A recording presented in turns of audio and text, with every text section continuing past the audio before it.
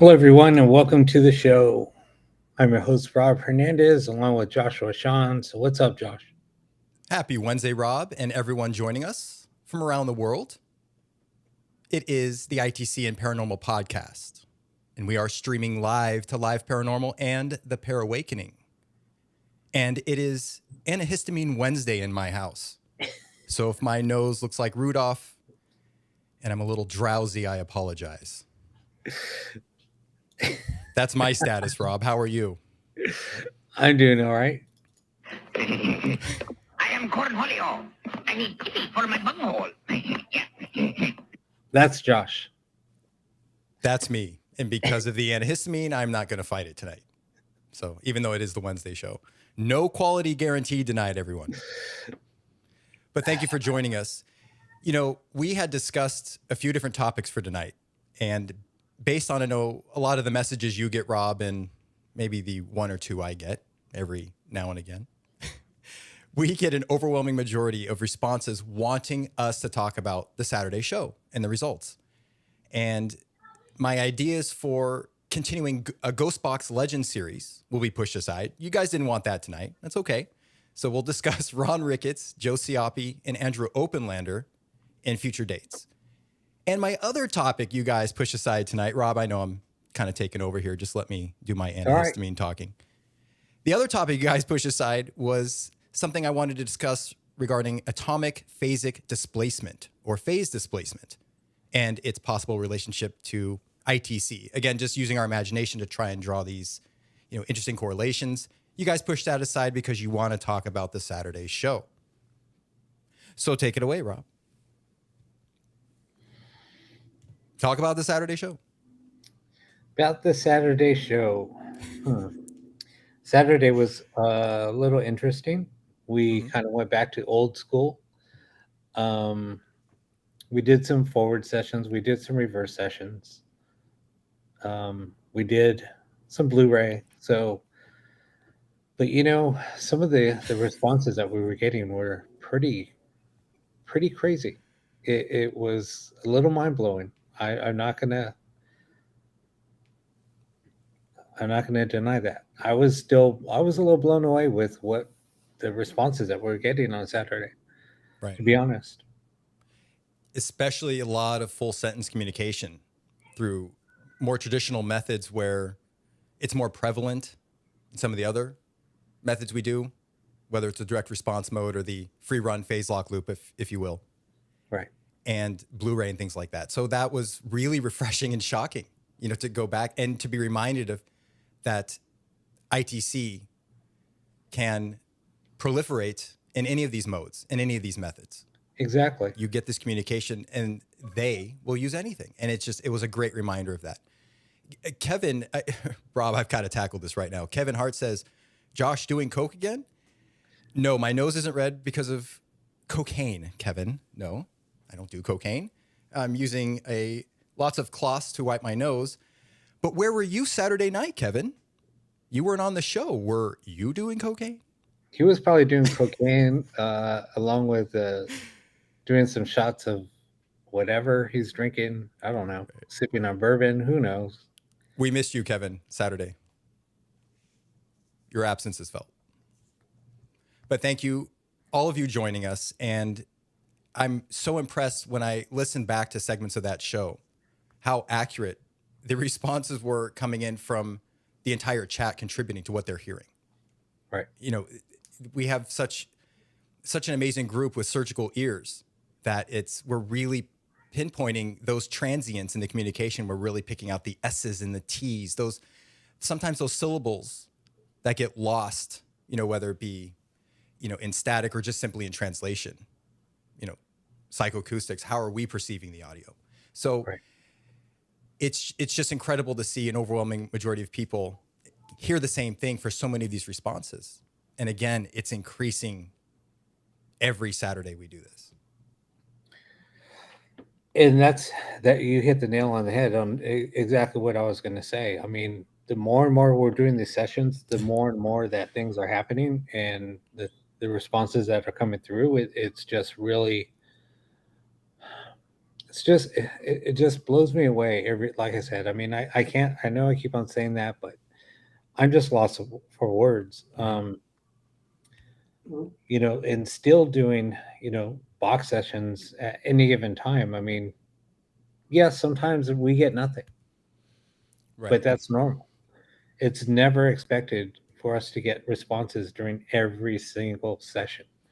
Now, the thing that kind of threw me off was how in the hell are full sentences coming through? And they were in the lower decibel range. So I didn't understand. I was like, is somebody like truly speaking? So I had to like kind of lean over and really listen. Um, yeah, and it didn't only happen once. It happened several times. But the full responses were coming through over the chopped up frequencies. And that's what didn't make sense. Right. And the actual signal was cutting out. Right. Almost as if, I would imagine, and we've talked about this in theory, again, it's just in theory, but that depending on who we're talking to, we've theorized that maybe one group that we theorize we're talking to might have equipment, right? We've talked about this, whether it's another dimension, however it works. They've mentioned that they might be using equipment. What it sounded like to me was almost like an FM demodulator, almost like they quieted their signal, used it to carry their transmission, and then brought that signal back. It very much sounded like that to me. And it was almost like they were manipulating some type of equipment. Again, this is me using my imagination. I have no proof of this. But we have documented that where they said they're using equipment, and it makes you wonder, could it be that they manipulated the frequency? Maybe they don't have equipment. Maybe it's from their own energy emanating from their aura. I don't know. We don't know. But the thing is it was almost like layered audio. Correct. Right. To where, yes, we're doing 2-channel. One channel was a full sentence. Second channel was chopped up audio on top of it, overlaid on top of it. And that's where it's mind blowing, because it's like, how is that even possible when it's scanning through frequencies, and yet there's a full sentence coming through over multiple frequencies? That's a good analogy, Rob. You mentioned that they muted a channel, and it sounded like that. Like they muted the radio and just provided their transmission. And, we've talked about recently Mortis the Wizard. We've talked about your friend Eric Van Leer and other people who've been very successful with radios like the 12587, other Radio Shack hacks. And that will happen to them. I've been around people where the radio will cut out and then a transmission will come in for 3, 4, 5 seconds. And you don't hear that on, the FM bandwidth or the AM bandwidth. Yeah. Joni, I mean, that's something that that's what we discuss all the time on Saturday. Who are we even communicating with? Are we communicating with extraterrestrial? What are we communicating with? We don't know. Is it, sound being carried into from another dimension? We don't know. It's all just theories. Right.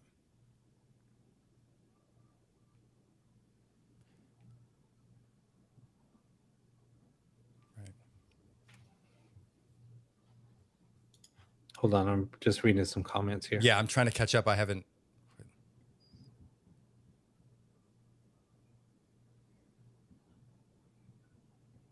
Yeah, Joni, there are a lot of theories, and that's been theorized since ITC research has really been a discerning practice for many, coming from other fields, lending their expertise, coming into this field. That has been theorized. There has been a lot of documented evidence where the intelligent communication states they are in another dimension, or that they're possibly in this dimension, just farther away. But again, it's, to prove that is monumental. But this intelligent communication has spoken to that. And I do believe it is possible. Absolutely. Yeah. And the funny thing is other, I guess, UFO theorists also talk about the same thing. They talk about frequency being used for communication through different dimensions, using wormholes or what have you to transmit that communication. So it's just there's so many people theorizing on this also, and it's crazy. If you start looking not only at ITC researchers but other researchers, we're all talking about the same thing, and we're all trying to theorize. What could it be? How can they be doing this? And it's going to point not only it's not only paranormal researchers. It's like I said, um, alien theorists, you know, UFO theorists. There's a bunch of different people that are talking, and they're all trying to figure out the same thing. Right. It does all come back to the inputs that we have to work with. Right. The analog information and the measurement equipment, the unbiased measurement equipment that can help us really pinpoint which frequencies, Right. theorize how they're possibly doing it. But again, it's, you hear that paranormal research and even more specifically ITC is in its infancy. I don't even know if there's a stage before that. If there is such a thing. Well, I mean, even when Frank was first developing the ghost box, he was trying to communicate with alien. I mean, it wasn't even spirit communication that he was trying to communicate with. He was trying to communicate with aliens. He did perceive much of his evidence to be extraterrestrial. Right. And I mean, as we all know, he said that he was from another planet, and he called himself the Purple Princess. Right. And when it was his time to go, he said that they're going to come pick him up. Right. And take him away. A lot of that belief was denoted on the boxes. Right. If you ever look at Frank's boxes, they all had alien depictions. They had UFOs. They had different type of scribing on there. Right. And it all depicted alien communication. I'm never prepared for our shows, Rob. So many things I was gonna bring out, but this is here. This is a perfect example. This is my Frank's box 173, and if you can see the the denotations on the box, right below Frank's box 173, there is what I would imagine would be some type of extraterrestrial. Right. You have a star on one side. You have a UFO on the other. Right. And below that, what could be a star or a dwarf somewhere. Yeah. In another far off galaxy or dimension. So this was truly, and I don't want to speak for him, and there's other people that knew him personally, but from what I believe, his theories were that this communication could very well be extraterrestrial in nature. Right. Or interdimensional. Multiverse. Somewhere along those lines. Yeah. Now, do I believe in aliens? Yes. I've actually had a UFO encounter when I was younger. I was about 5 when that happened. They brought you back to do this show. So I don't mean to mock. Can you tell us about it, please? What you remember? No, it's so it was funny because it was my uncle and myself. We were both kids. We were both walking. Where I used to live, because the town I live in, there was a lot of agriculture fields. Now you don't find it. There's hardly any of the fields left. I mean, they're all like towards the ocean, like going towards Point Magoo. But so I lived maybe about 4 miles, 3 miles from Point Magoo. And my uncle and I were walking towards the field. We used to go like kind of exploring out in the fields and stuff like kids do. I mean, we were typical kids when we were growing up. We would go wander and just go off and have fun. And it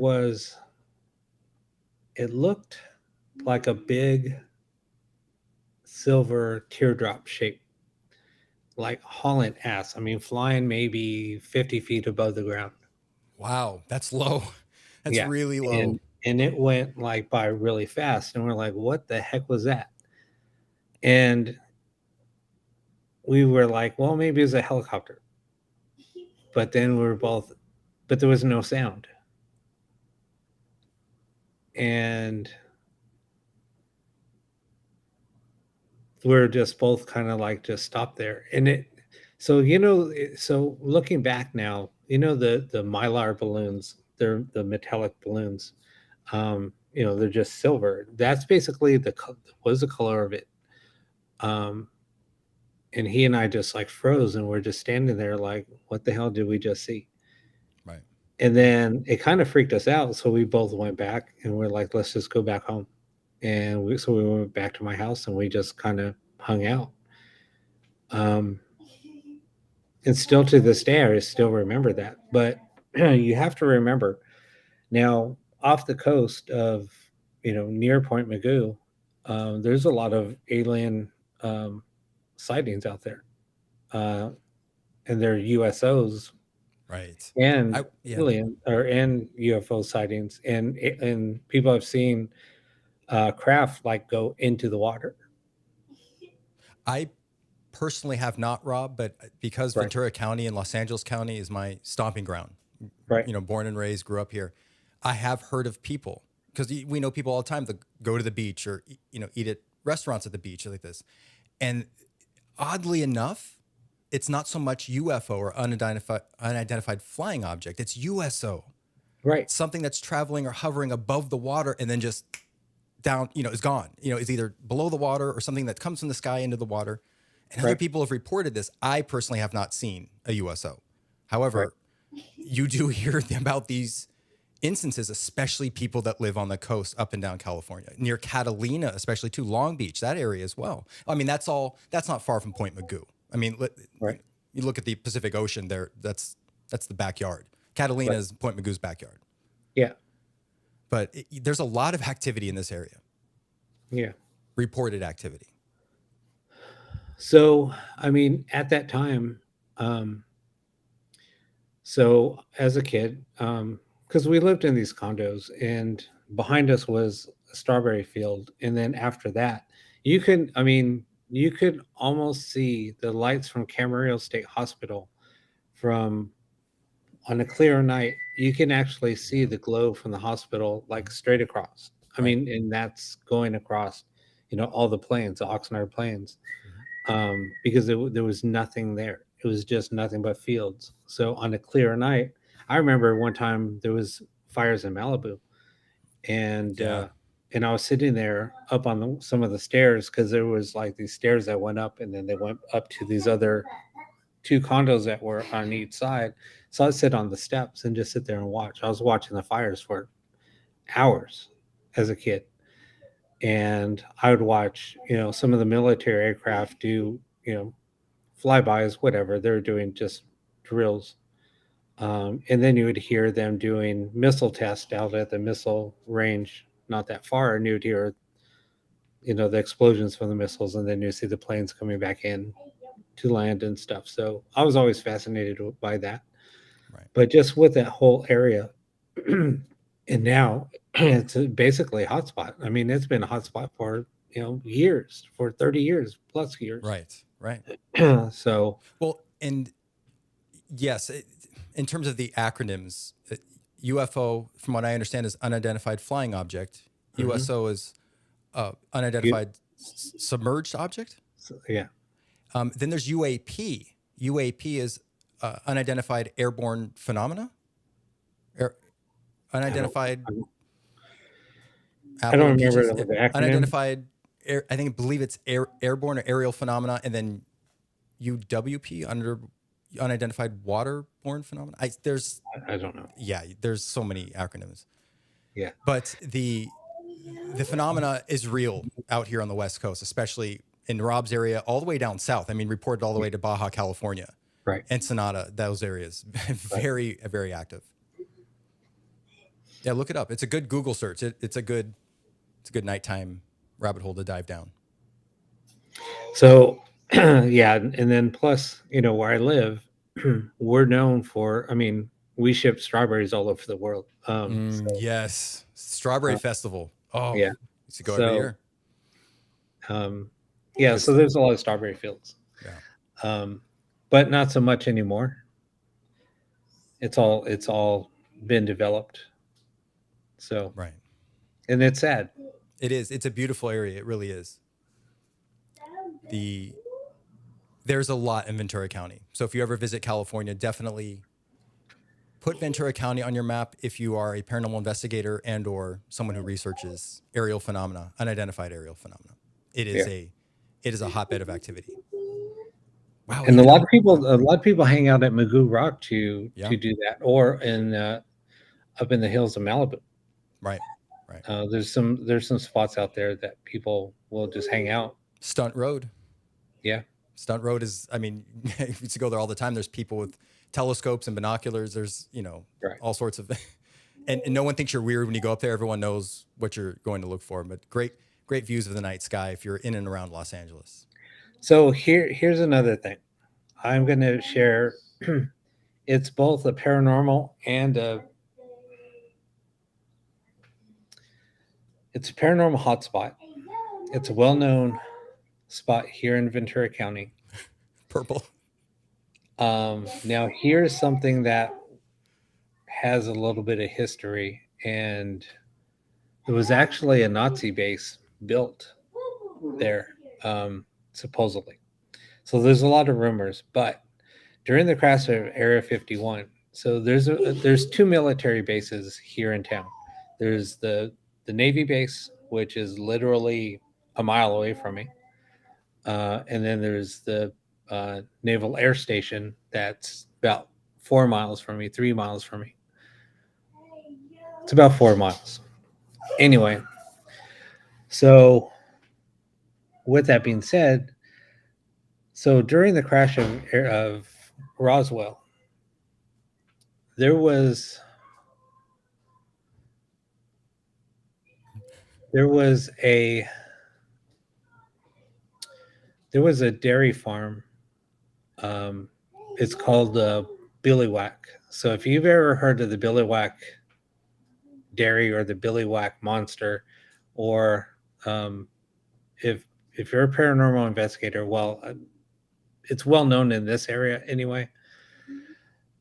So on that dairy farm, or it used to be a dairy, now they grow a lot of citrus.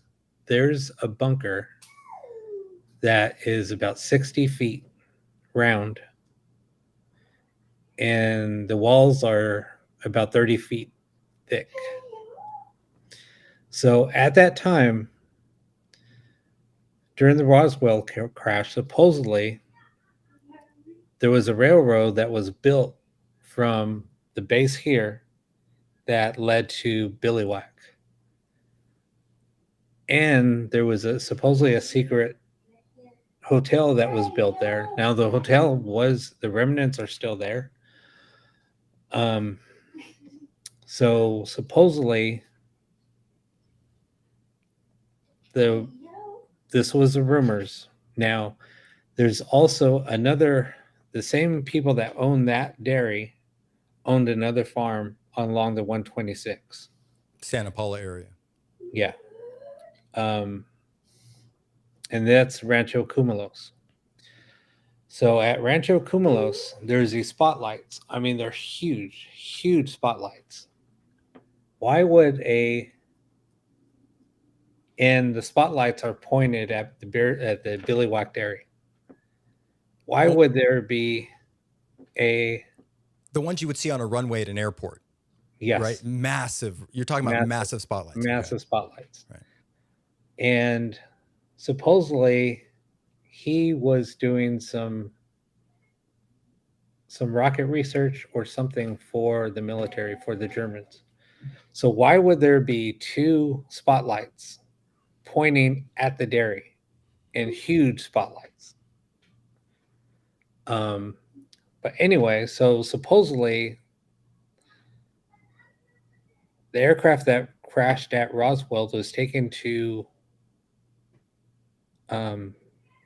to the base here because, and then they carried it from there over to the Billowhack Dairy, and they stored it in that bunker, and that was before Area 51 was built.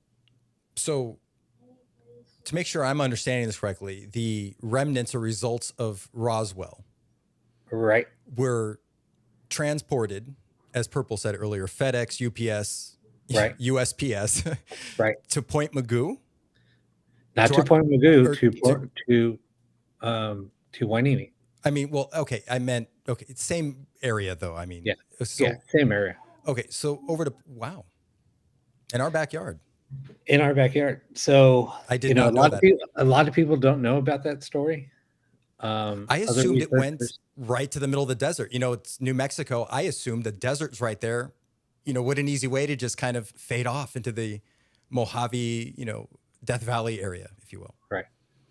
I did not know But- that, Rob. Yeah, because Area 51 at that time didn't even exist. So Right. supposedly Okay, it was right. supposedly it was stored there, and you have to think. I mean, there's a lot of ways to get.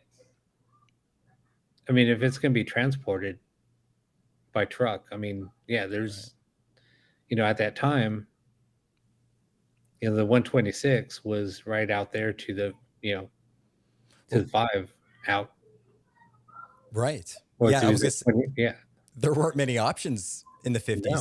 And I'm looking at a map of the United States here in my office. I'm looking at Roswell, New Mexico, and I'm looking at the roads, interstates, freeways to get to this area. And they took our intergalactic friends right by Lake Havasu. Right. Little party time. I have a feeling the government stopped off there for a day or two and relaxed and then made their trek over to Port Hueneme. That is really close to us though, Rob. Really close to you. You could walk there. Right. Wow, I did not know that. Yeah, and I mean, and like what Kevin said, the Navy does handle all the UFO stuff, Okay. so it makes sense. I was unclear about And- that as well. and So that- they do. Okay. Yeah, and so why? Okay, so why would a Navy base build a railroad track? And the railroad track runs literally, it's probably 3 blocks up the street. So it runs from the base, comes this way, and then it goes all the way up to Billywhack. Right. Why would it go to Billywhack? Right. That doesn't make any sense. It doesn't make any sense. Now that you're describing the area and what's there. Yeah, you could really, that doesn't even make sense. Even looking at the map of what would be around that area, like if they started a line there and they didn't finish it or something. But this doesn't make any isn't sense. this is a private line. This isn't like Amtrak doesn't run on this line. This is for cargo only. But even looking at that and the map, there's nothing around that vicinity to where anyone private or publicly would want to invest money in a rail line or anything going out in that direction. No, there's literally nothing. it's going to a farm, a dairy Right. farm. Why would it be going to a dairy farm? Oh, that's peculiar. I'm glad you shared this story. I did not know that. I did not Yeah. know that. A lot of people don't know this story. A lot of people don't know the history. I took some people out to Rancho Cumulos and I said, "Hey, have you guys ever noticed these spotlights?" And they were like, "Spotlights? What the hell are you talking about?" And they've been there many times to investigate, to do paranormal investigating. And I said, they were like, "What are you talking about?" I said, "Come here, let's go for a walk." And they're a little bit of ways, but I was like, "Look where they're pointing." And they're like, "Why in the hell would they be pointing towards, the Santa Paula?" Right. Right. And I said, "Okay, but look at what would they be aligned with? What canyon would they be aligned with? They would be aligned with Aliso Canyon. What's in Aliso Canyon?" Oh, They were like, right. "Billywhack." Right. And I said, "Exactly."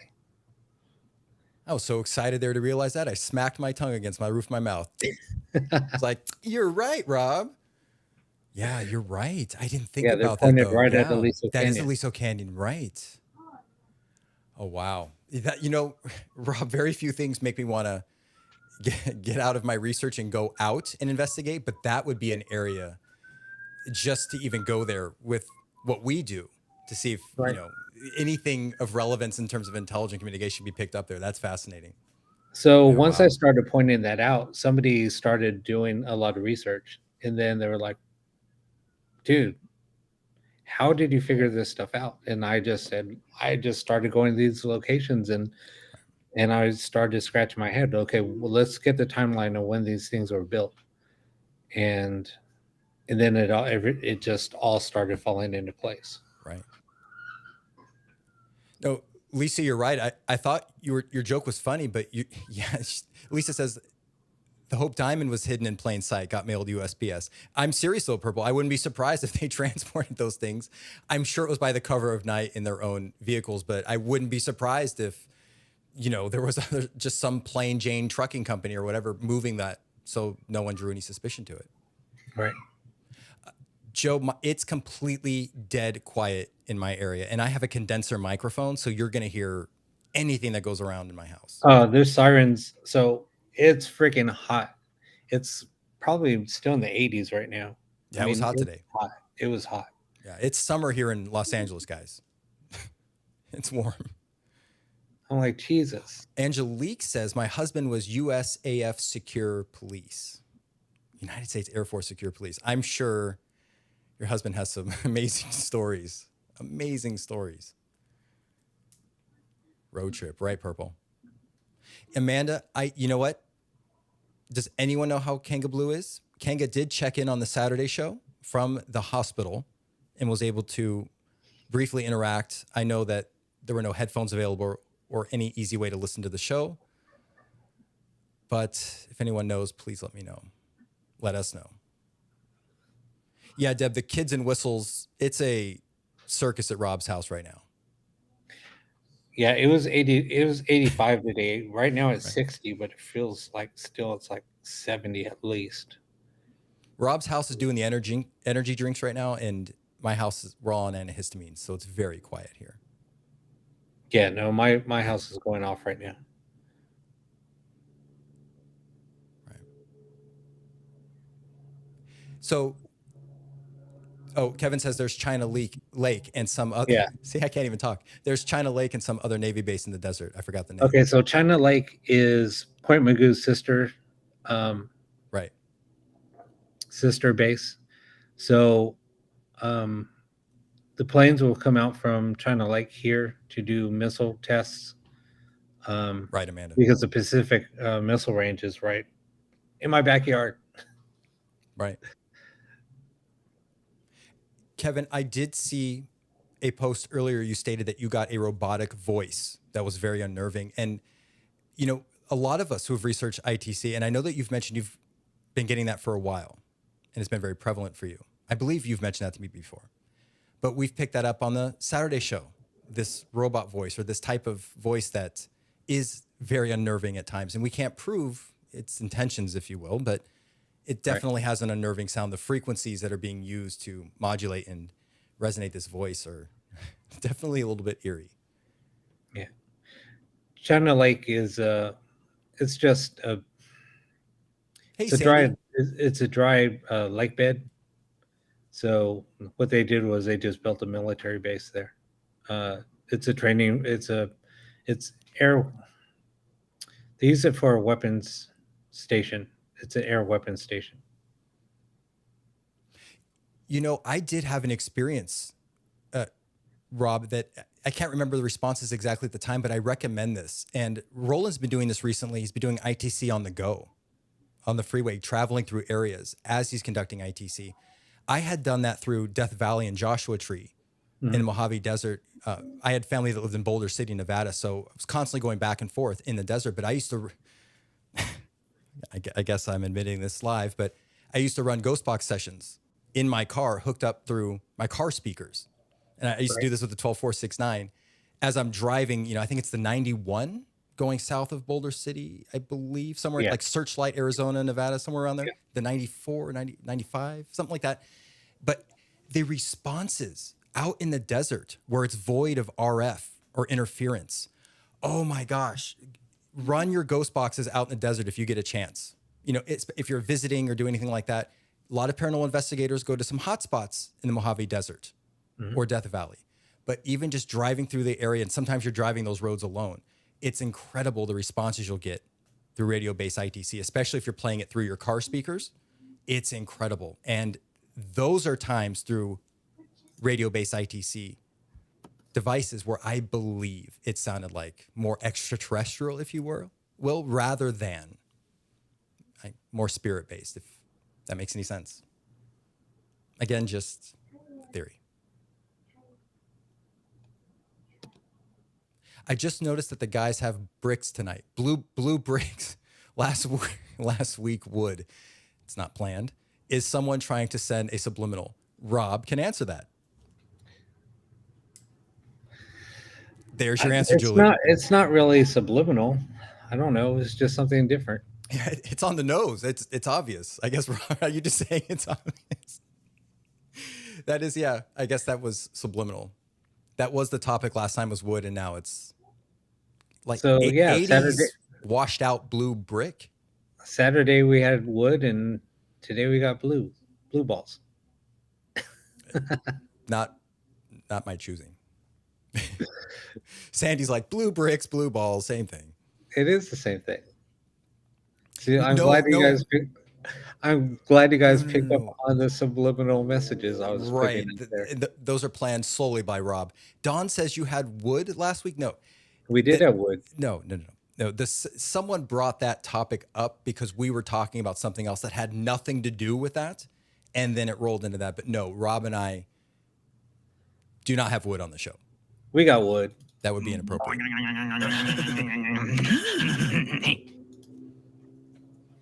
Okay, Deb, watch me steer this back on course. Deb says, not a theory, Josh. Have experienced that many times myself.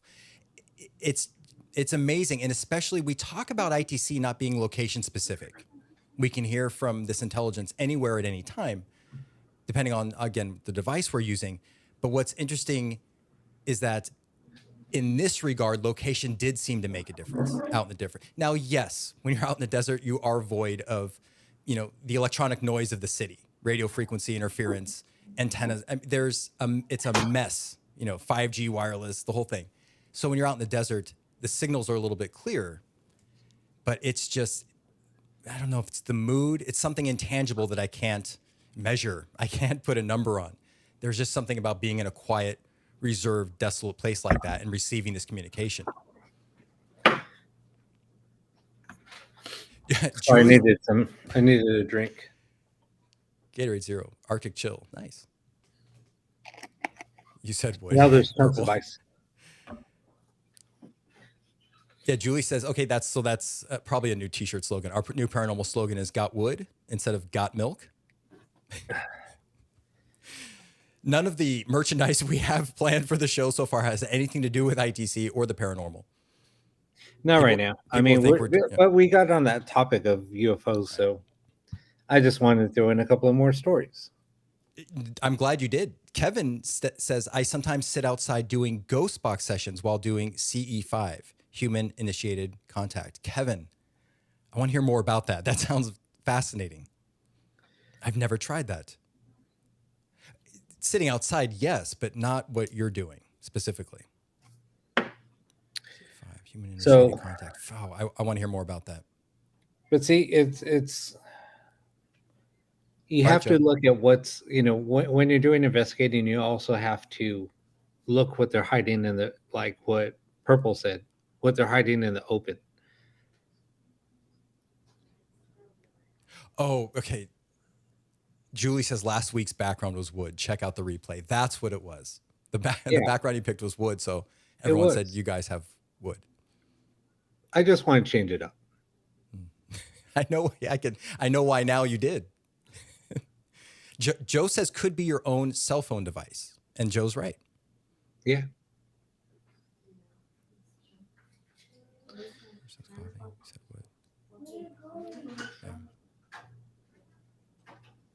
Sorry, there's people talking in the background. I was listening. I didn't know where that was coming from, but then it got clear. The noise reduction faded it in weird, so I didn't know what that was. It's all right. It's okay. Oh, I'm catching up here. Okay, so it looks like the chat derailed with us. Okay, so we're all together on course. That's at least important. Yeah, at least that's something. Sandy says, "Oh, Josh, you got the wood. I got the moves. I got the moves." So, Kevin, that, you know, I want to hear more about that CE5, human initiated contact, because there again, and this is where Sorry. it's so sharp in the microphone, and my headphone amp is blasting, so it's my own fault. You're allowed to cough, but the pain, the pain. This is where the ITC and extraterrestrial world really cross over, and it's exactly what Kevin's talking about. I would imagine the human initiated contact with the ghost box is essentially using instrumental transcommunication to facilitate communication with extraterrestrials in a very specific way. So, Kevin, we're going to need to know more about this. Right. Yeah, no, I mean, any type of communication that we try. Yeah, you're allowed to cough. It's okay. Sorry, go ahead. Sorry, guys, I had to cough. No. You're fine. You're allowed to cough. I'm not mocking. I'm being serious. It's okay to cough. It was. Never mind. Just carry on.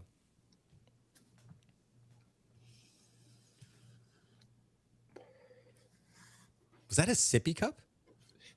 It's my sippy cup. Oh, okay. I looked back and I saw this colorful straw and I'm like, someone brought you some apple juice. It's my sippy cup. So what were you? Well, I guess you're in no condition to talk right now. But I am. Okay. I want to hear what you had to say. Lost my train of thought. What I were knew. we talking about? Yep. No, say it. You know what? I have an idea. Do you want to say what you were going to say? And I'm going to go check on something really quick. I want to bring something back really quick. Go bring it back. Serious? Okay. I'll be right back. Somebody asked earlier if I was glad to be out of the cold. Actually, you know what? I know I was doing a lot of bitching about being stuck in the snow. The only reason why I was bitching was because the snow kind of screwed up my plans for the last 3 days. But actually, I was saying today I kind of miss it. I actually like the cold, even though it's freaking hotter than Hades today, but it was like 85 degrees today. So going from being in the teens to 85 over the course of a few days, it's crazy.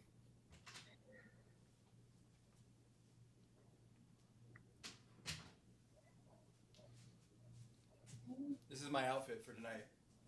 Mickey Mouse Nice. Jammies. Is this good? Josh is in his jammies and a tie still.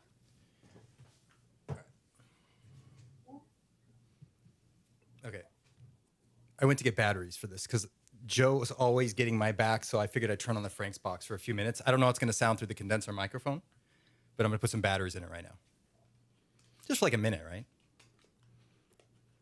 There we go. So that's the thing, Kevin. I've been trying to find a decent walkie-talkie, but I want to find.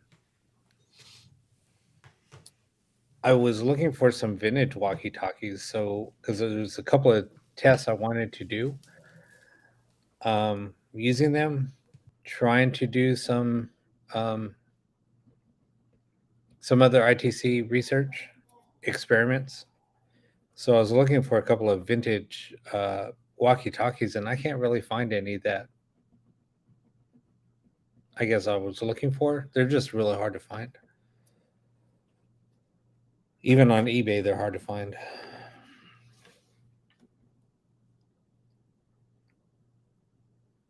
What are you looking for on eBay? Oh, I was looking for a walkie-talkie. Oh, what kind? Just like some old vintage 70s walkie-talkies. Oh, right. But some of them are really hard to find. There's certain ones I was looking for. I was going to say that can be an expensive hobby. If they're in pristine condition, Yeah. those are $200. I have a Bofang.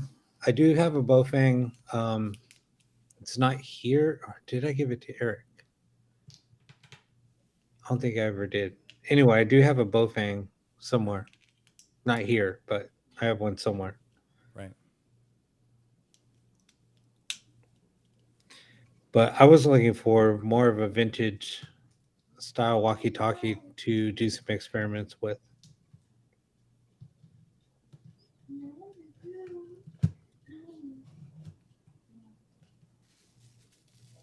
Oh, what a process.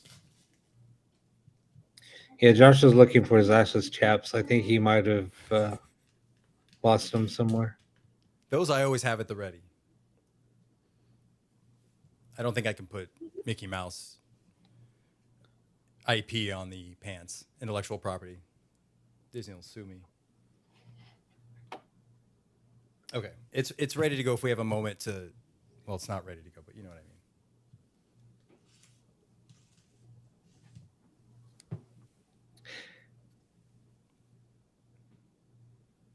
Yeah, I just saw that, Sandy. Sorry, I was going to reply, but yeah, let me know if you have any. At the military shop. Any Navy store for walkie-talkie. We don't have any military stores around here, like military surplus stores. We don't have any around here. Yeah, we do in Van Nuys. I think there there's some in Van one Nuys? in Van Nuys. Yeah. Yeah. They used to be everywhere. You can find them everywhere, but Right. now not It's a different anymore. time. Joe says lose the tie. I don't know. But I'll take that into consideration. I definitely will. Okay, yeah, Sandy, thanks for letting me know. Right. Purple like the CB radio walkie-talkie. All right. Let me see here really quick. In the spirit of extraterrestrials and ITC communication, it's only appropriate. Exactly. Where's Radio Shack when you need them? Oh, I know, right? Well, they've got an online store, I believe, right?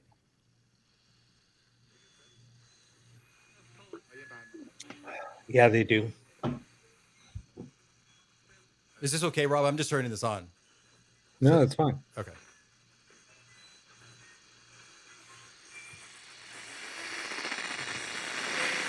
There's interference from the microphone. Hold on a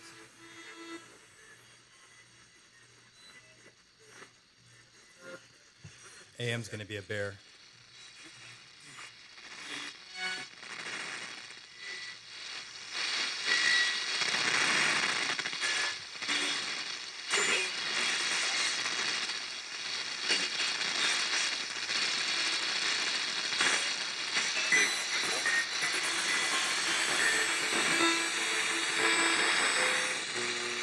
Too much equipment at my desk.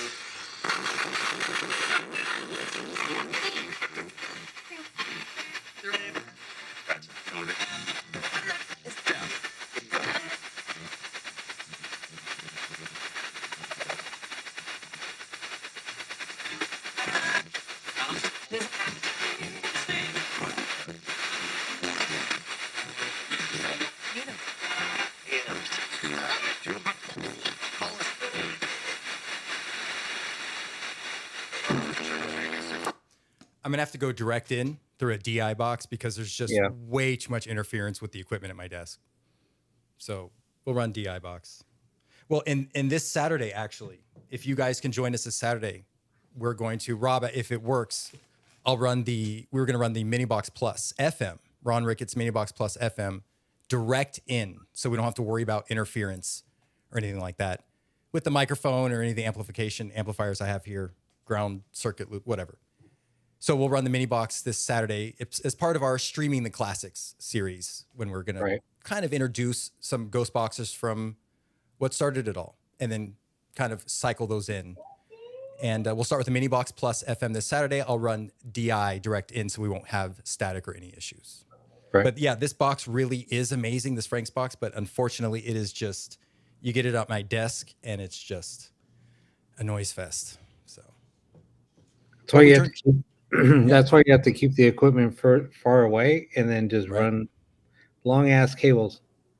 Exactly. And that was one of the things that I know Joe Cioppi always preached was that when he really wanted to test his equipment, he went out to the middle of nowhere. He didn't do it at his bench. I know you've done that too, Rob, especially when you investigate, you've taken your equipment out away Right. from this interference. Yeah. But yeah, you know what? This actually has, you know what? This has a line out. So what I'll do is I'll set this radio up for Saturday as well.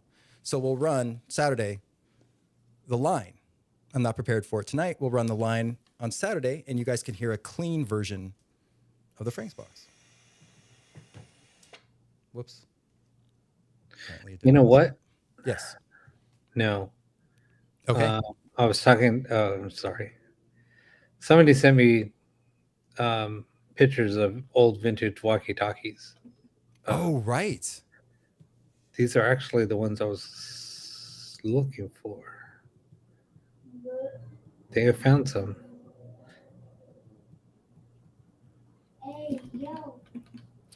Thank you, Sandy.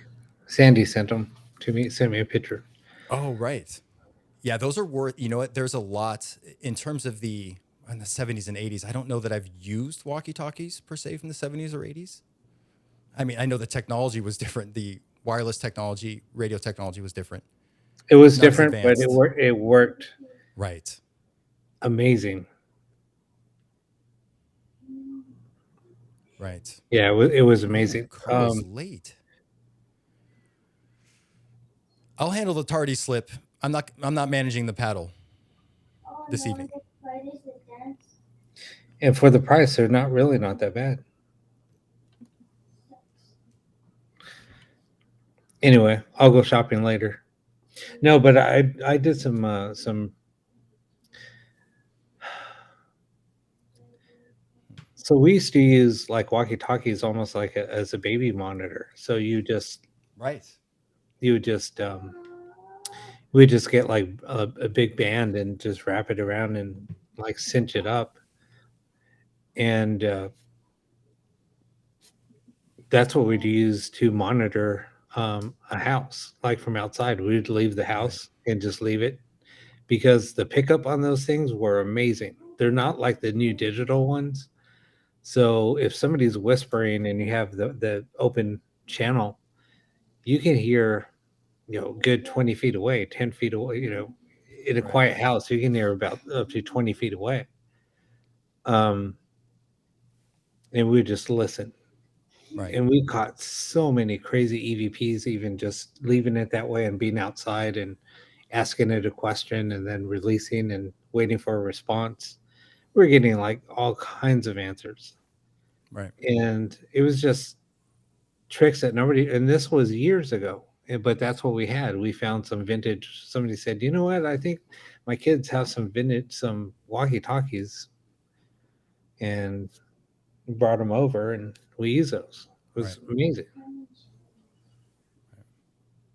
Yeah, the baby monitors are fun to play with. The ones that I was using about 7 or 8 years ago were very interesting, and especially the options.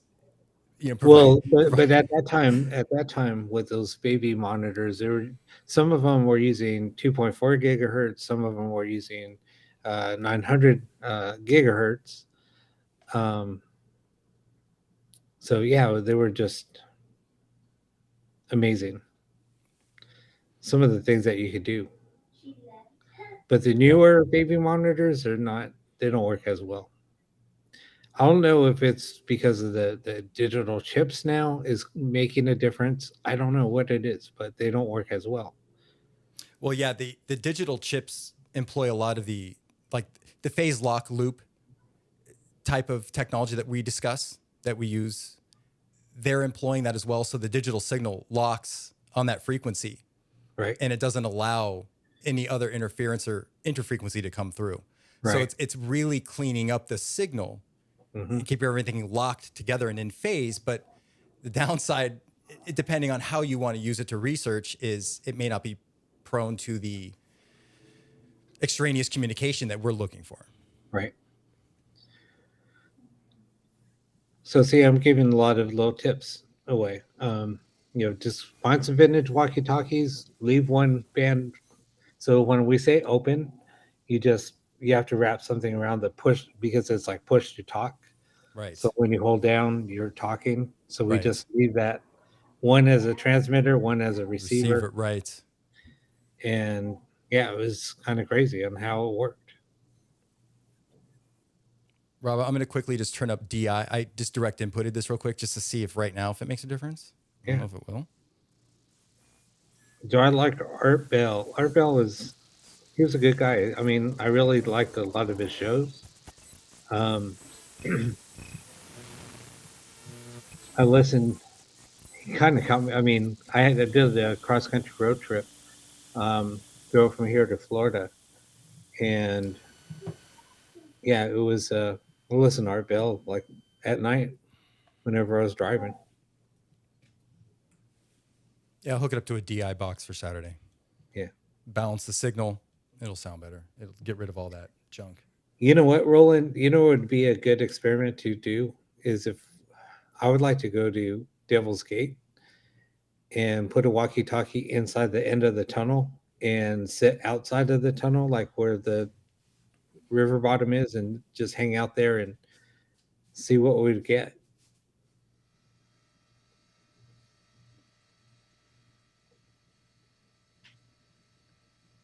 It would only be, I mean, it's only been, damn, damn.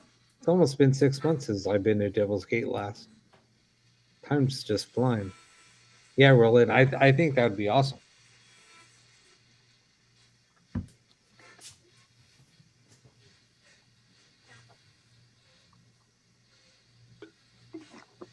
Turn up my preamp really quick.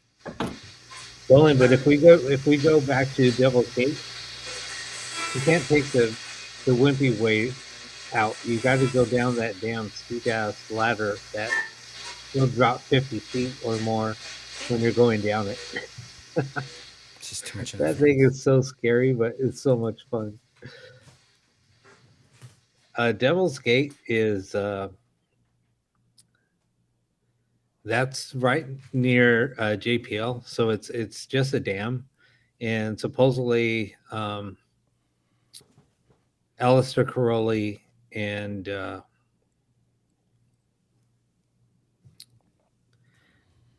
Jack Parsons did a ritual there at Devil's Gate to summon the demon Lilith. Oh, Devil's Gate. You're right. Yep.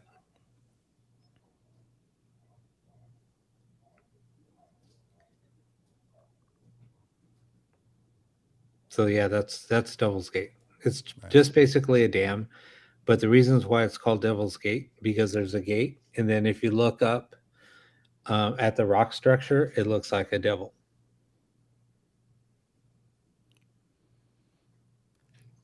That is a very What? tangible area in terms of energy. Devil's Gate. The name alone would insinuate that, but it actually lives up to its name. I mean, you almost think it's come on, Devil's Gate. No, but you go there and it is a very strange place. It almost feels like when you're in the area, you're on the other side of the mirror. I use that analogy with describing that, but it feels just odd. It feels like there is a lot of paranormal activity. Right.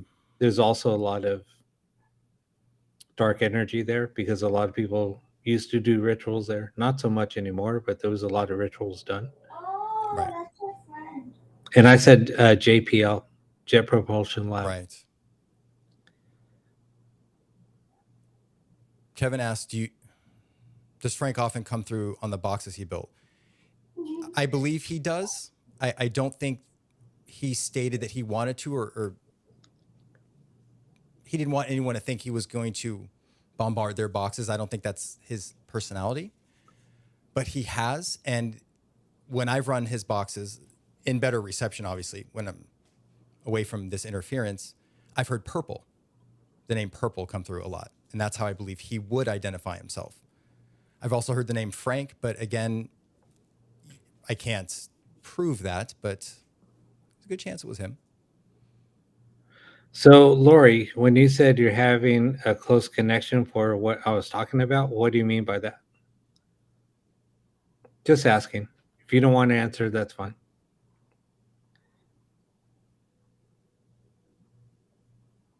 Purple says, been to Twin Towers, too many electronic interrupting. Yet inside Twin Towers Park, it's an dead silence, even when birds don't chirp or fly. Very sad, like standing in an active crime scene. That's a very descriptive way of saying that. Yeah, like an active crime scene. That's a very deep and powerful way to describe that. But that is in many ways what Devil's Gate feels like in a way.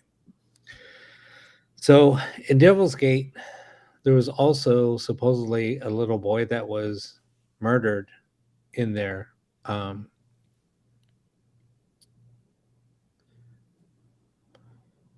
don't know the whole story behind it, but so we went in there a good 6 months ago. A friend of mine and I did, and I took a ghost box. I think I even talked about it on the show when I went to Devil's Gate. I think I talked about it on the Saturday show. Anyway, we went into Devil's Gate, and I wanted to do a box session because I know in the back of the tunnel you don't get any reception. Right. So we were doing a test ghost box session, and we were getting a little boy. The little boy just kept on coming through. I don't remember exactly what he said. So at that point in time, I started taking pictures because I was noticing shadows up on the wall. And I snapped a picture, which looks like a little boy. He's probably not quite 4 foot, not quite, maybe, he's it's short, maybe under 4 foot tall. And so I showed the picture. I didn't even say anything. I just said, "Hey, tell me what you see." And then he's like, "Where there's like a reflection on the ground?" And I said, "Yeah." And he said, "How's that even possible?" And I said, "What?" And he said, "How can a shadow be casted this way when the sunlight is coming in this way?" Right. And that's, keep going, but And then I said, "So what do you see?" He said, "I'm seeing a little boy's shadow, but it's being casted the opposite direction of all the other shadows." And I said, "Okay, so you saw it?" And he said, "Yeah." He said, "It's a little boy." And I said, I thought the same thing because I'm like, why is that shadow being casted the other way? That's weird. Right. So anyway. It's the way that that's been one of the most reported incidences at that location are obvious shadows that, depending on the position, if you're outside and the sun is to your back, depending on where you see the shadows, people have reported and saying there's no way nature cast a shadow against this wall based on what I saw and how the light was angled from the sun, the time of day, things like this. And people have reported that. And I know that's Eric investigates there quite a bit, Eric Van Leer, and he states the same thing. Yeah. All right, Rob, you know how I get. I'm unhappy that we didn't get at least 1 minute of clear audio, so I'm going to try something really quick. I'm going to back away from my desk. This is so professional.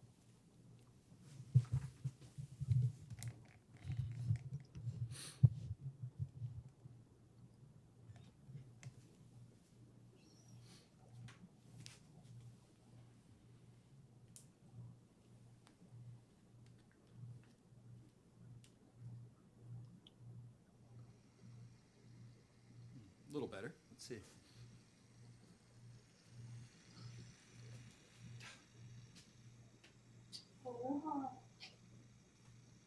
Yeah, I'm down. Let's go to Jet. Let's go. I'll bring my cousin.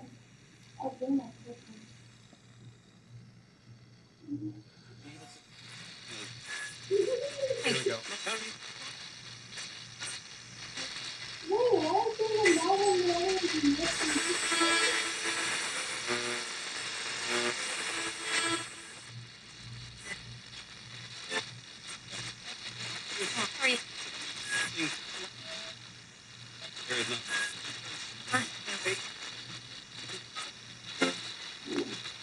Sonia said, "Is he vaping?"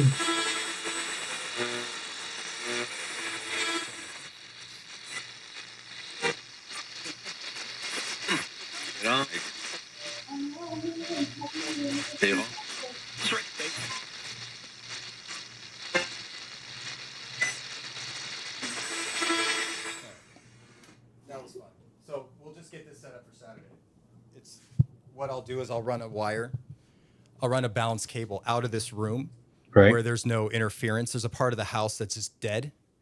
And That's how I run the right. And I'm going to run that cable out of this room into that back room in the far corner where there's zero interference, and this thing will just sing. It sounds amazing. So I'm not representing it well this evening. But I do like holding the mic stand like this. This is nice. I wonder if I could kick up my feet. Ooh. Rob. This is great. All right. I like this. I got my water. Oh, I like this, Rob. Josh will just have to get a little camera facing right in front of him. He'll be all set. Right. Oh, this is nice. Yeah. We'll have to get a setup like that too. I have a lot of work to do. All right. We'll get that working. Joe, we'll get that streaming on Saturday. We'll get these radios sounding better so you can get a good idea of what a Joe's box, not a Joe's box, a Frank's box sounds like. And also, yeah, sorry about just us going off and just chit-chatting, I guess, on tonight's show. Sometimes that just happens. Like I just went off. We were talking about UFOs and I went on that subject. Well, this is, for a lack of better words, our kind of dead zone before we have more guests. We kind of have this, this little dry area where nothing's really scheduled or planned, or we couldn't get anything scheduled and planned. So this is what you get. But what I am looking forward to, Rob, is our discussion on atomic phasic displacement, which I will save for another time. I'll do a quicker presentation on it and maybe get just some really cool imaginative ideas going on with that and how it might relate to ITC, if it even does. And Yeah, I mean, I do watch a lot of stuff on UFOs, but I don't have any stories. I don't have any, Hey, she can have my ex-Christian. I guess any subject matter on that topic. I have my experience. Oh yeah, well, give us your experience. I have one that was really insignificant, but I have one of significance. So this is mine. And I've never shared this live. In fact, Rob, I don't know if I've told you this. Coming home from a studio session one night, I used to be a studio drummer in a past life. Coming home probably at about 11:30 at night, driving the 5 freeway north to 118 west. Right. I get home and I park outside of my house. And I'm going to tell you what I remember. Okay. Could be a blood sugar issue here. It could be completely explainable, but I'm going to tell you what I remember. I get out of my truck and there's a street light in front of my house. It's not dark, right? It's not dark. No. And I'm just getting out of my truck. I'm tired, drumming all day. I look up and probably about 10 to 13 stories in the air, maybe 15, is what a lot of people have talked about, and I saw with my own eyes. It was a silent craft. Now, mind you, I'm in a very populated area. Okay, so I'm just going to tell you what I saw. By the way, I don't do drugs. I wasn't inebriated, so I didn't hallucinate. The craft had the triangular lights. It was in triangle shape. It had a light at the tip and it had 2 at the back. So it was a triangle. It was hovering. It was silent. And mind you, I'm very particular with my memory. I'm very specific with details, very surgical at times. I don't remember what happened after I looked up and saw this craft to when I was laying at bed at night. I don't remember anything. I can't say that anything happened. Again, I'm only saying this for credibility. Please get some water. For God's sake, get some water, dude. Sorry. Just to help the credibility, I was not inebriated. I wasn't hallucinating. And it could simply be that I was tired, maybe a little dehydrated. But it's unlike me to say, well, I remember taking a shower, I remember going to eat dinner, but I remember looking up at this craft. I'm right in front of my house. And the next thing I know is I'm lying in bed and I was going, wait, what? But me at the time, being younger, I went to sleep. And that's my experience. And again, I don't have any more details than that. And nothing. And again, I fully admit, I could be dehydrated. I could have been tired. What year was that? Oh, I was 27, 2007. Because I remember I was 27 because that was a very poignant time for me at the crossroads for my career. And I remember a lot was going on. I remember coming home that night very stressed out. The day was very long and arduous. So again, completely admitting it could be body exhaustion. And again, I didn't witness anything other than what I saw in the sky after that. I just don't remember anything until I laid down at night. Yeah. I don't know. That's it. I mean, that's my story. But this craft was silent. It was low and it was hovering. It could be a military craft. It could be. Yeah. Well, it could be other things. I just don't know. Here's the thing, but military craft are different than just regular civilian aircraft either. So at night, you're going to see if it's military jet, you're going to see a strobing light. It kind of pulsates. And that light is white. And then so you'll see a red and white light on a military jet. On a civilian, you'll see a red light and a green light. Right. So, they're marked a certain way because of that. There's different markings for different craft. Military has its own. Right. Yeah, these accounts are very fascinating, and what fascinated me about that account, and I was researching ITC at the time, but it's bringing up these thoughts again of this. I remember not remembering a period of time, yet it's so evident in ITC sometimes.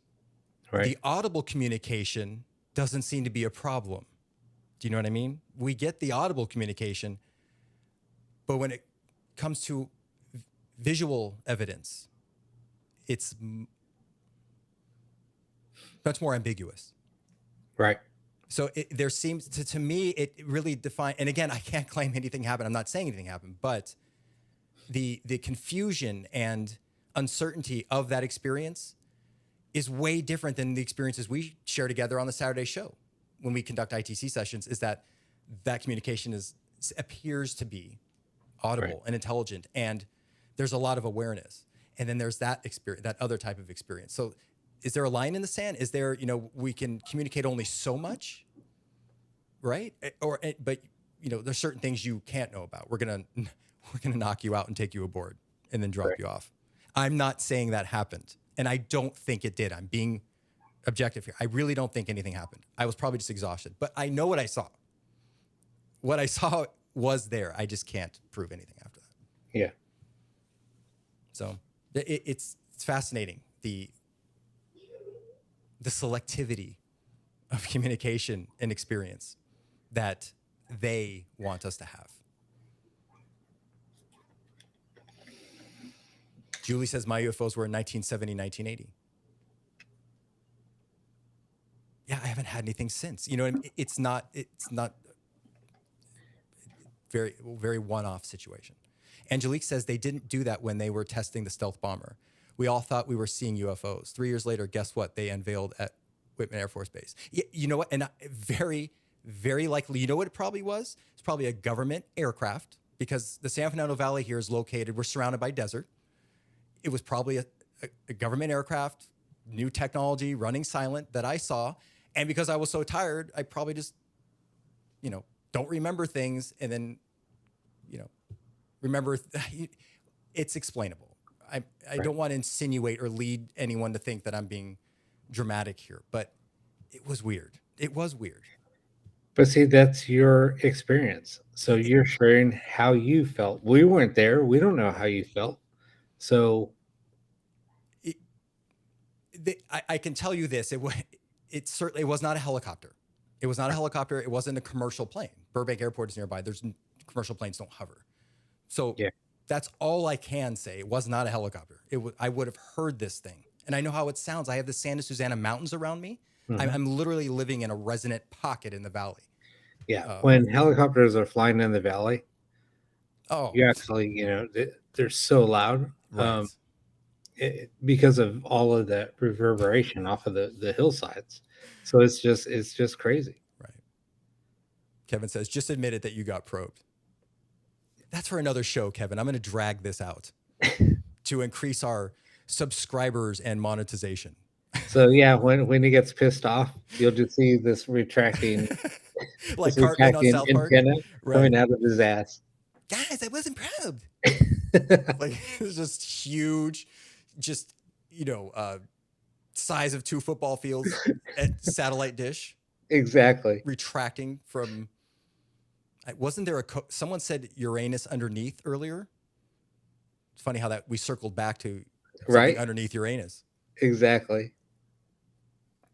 You never know where the show's going to take you, but we will circle back. We will circle back. So in Lisa's terms, here's a left turn. Yeah, exactly. Right. Seabeth Rage says, the way this year is going, I'm ready to be abducted. Yeah, I'm ready for a tour of the galaxy. Certainly. I mean, why not? Why not? Chaps, right? See? Assless chaps. Why don't you wear them, Josh? You know what? I'll tell you what, guys. I'll tell you what. And I can't, I have children. I'm not going to be nude for the show. But if there is a family-friendly version of assless chaps, I'll wear them with the shirt and tie just to fulfill the role. And that's fine. Right. I'll do it. That's fine. I'm still doing my lecture on atomic phasic displacement. You're not stopping me. But if I have to do it in chaps, I'll do it in chaps. That's fine. Angelique says they even told the guards on the flight line they didn't see those things. Hubby was stationed at Whitman during the tests. There's nothing there, airman. We didn't know each other then. So that was, of course, there's nothing there. There's nothing to see here. You didn't see anything. Oh, that's interesting. Angelique, would he talk about any? Well, I don't, that would put himself at risk and jeopardy. I don't want to suggest that. I'd be fascinated to hear some of his stories.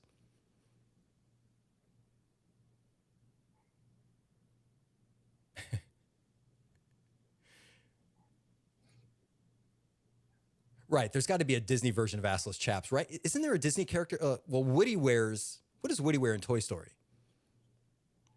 I bet Buzz Lightyear's got some really cool ITC toys on his Probably. belt. I bet he does. But Woody wears assless chaps in Toy Story. But they're ass full chaps. Lisa wants us to chaps. keep the left turns going, Josh. Right. Oh, I can't wait to talk about phasic displacement and then intermix what we normally talk about. That's going to be a good show because there are some scientific keywords in there that you can twist into whatever it is that we do when we're not talking about that. Right. Purple. I know they don't exist, so I'm not worried about this. But I'm a 34 waist.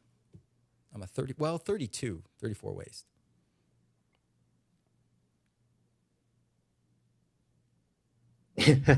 That's so funny. Yeah, Roland, I'm not sure if Roland. Yeah, pretty much all of them are assless. We just call them assless chaps. That's Nor says, what about hybrids? And I imagine we're not talking about hybrid human ETs. We're talking about hybrid assless chaps. God forbid we get back on topic.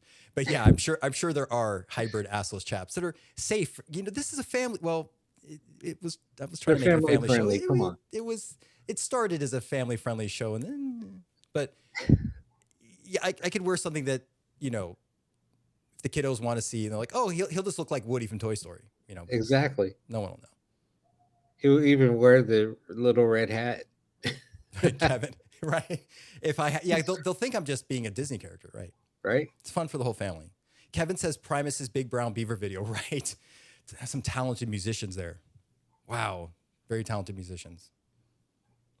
Purple, 34. Hey, because I've never had assless chaps on before. I don't know if they run big or small.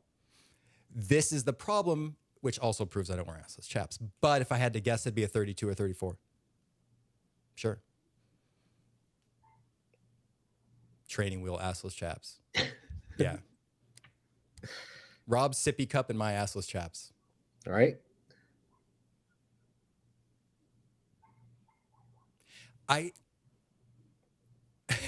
Purple. I do want to hear, though, I've been reading the comments, and unfortunately we can't repeat what everyone is saying. I wish we had time for that because there have been some amazing comments, but everyone here seems to have some experiences regarding extraterrestrial encounters, if you will, of some kind, even if it's observing something from far away, maybe nothing personal or up close. But I would, if anyone wants to chime in with that, and or Rob, I don't know if we could do a show where maybe everyone gets like a 5-minute highlight and tells their story or something like that, because I feel like we're missing out on a lot of experiences that would be interesting to hear about. And Angelique, thank you for sharing what your husband experienced and what he was told.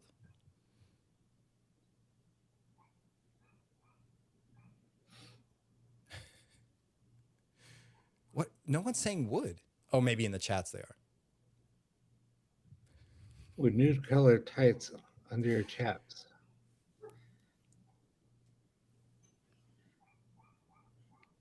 Did you see that? What is that? Yeah. Did someone send you a link already? No. What nude colored tights under your chaps? Nude colored tights. Wow. So you have to wear tights under assless chaps? No, that's what she's telling you to do. No, you don't have to. Okay. The thing is, you don't. Right. Yeah.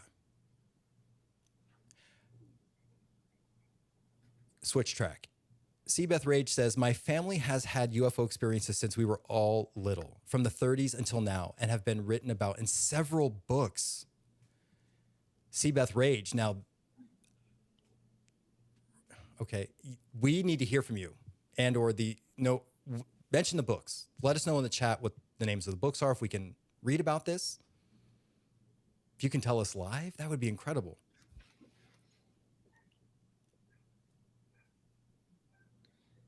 Angelique, keeping it family friendly, right. Some of the choice language on the show once in a while probably is not safe for children. So please don't bring your children to the Saturday show. Never. No children. No. Yeah, no children. No. Nobody under the age of 18. Correct. Don wants to know something that's been plaguing UFO researchers forever. And it's something that Don, I think is going to go unanswered. And I wish I had an answer from you. But Don wants to know, how much wood could a woodchuck chuck if a woodchuck could chuck wood? And that goes to, if a tree falls in a forest and no one's around, does it make a sound? What about, look at Mr. Poe. Are ETs real and visiting us, even if we don't observe it all the time? Close Encounters of the Assless Chaps. You directed, Mr. Poe. I will act. I am not in the union, so no trouble for me. I'm easy to work with. Just, as long as we have, some fresh veggies, some fruit, some good snacks to work with on set, I'm good. Right. Kevin says, while stationed at Fort, I'm going to screw this up. I apologize, no disrespect meant. While stationed at Fort Huachuca, I witnessed a black triangle that I was not meant to see. However, I'm 90% sure it was ours. Wow, Kevin.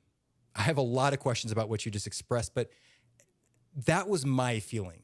I witnessed the triangle I witnessed. I didn't, this means nothing, my personal opinion or feeling, but I didn't feel it was extraterrestrial. It felt like it was ours, but it was, oh my gosh, just very eerie. Black on black is in the night, the dead black of the night. Yep. And it's just hovering with 3 lights. And it's just, it's very strange. Right, Purple, 3 a.m., no children. Kevin, I would love to have you back on the show as well to talk about this experience and some other things you've been working on. But thank you for sharing that.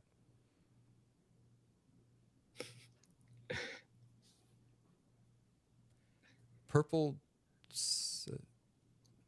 adults are doing what on your lawn?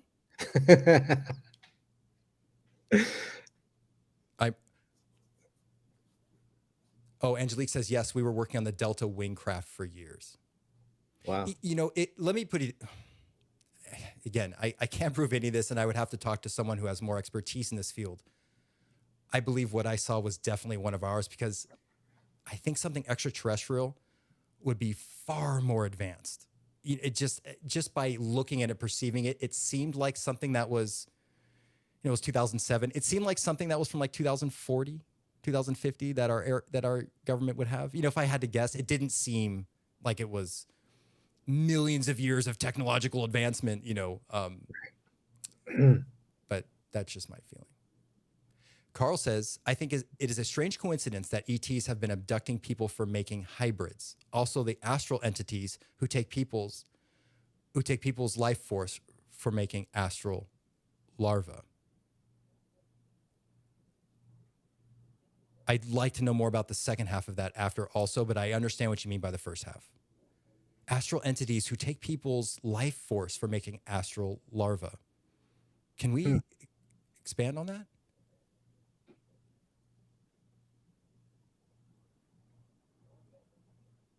Oh, Purple says bear poop. Okay, bear poop. Okay. Keep tweezers on standby. Yeah. That's going to get stuck in the hair. Yeah. I mean, we all have animals and dogs. I mean, come on. Kids,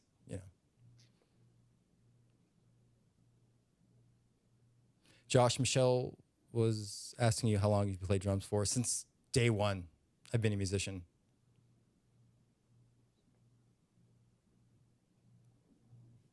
Since day one.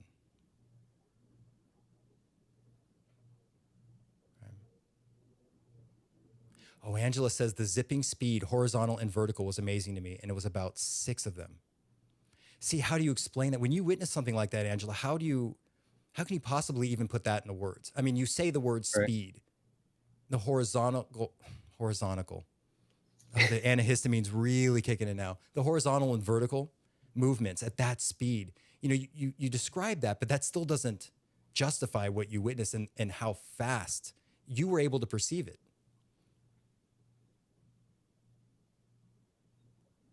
Okay, here's the explanation, Rob. Carl says, yes, people call them sex demons.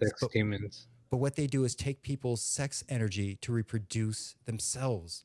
So is this related to the incubus, succubus phenomena? And is that what they're doing? Taking your energy via that act to reproduce?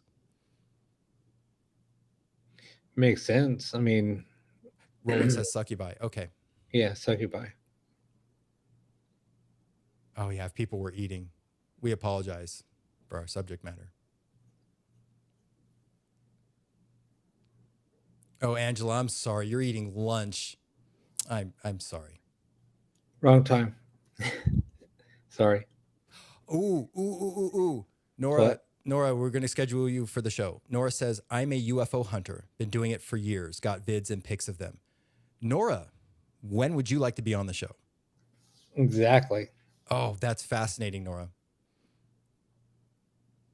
Rob, we've got to figure, I don't know if this is even possible with Restream or something, but it would be great to have even a live account of people sharing their experiences with this.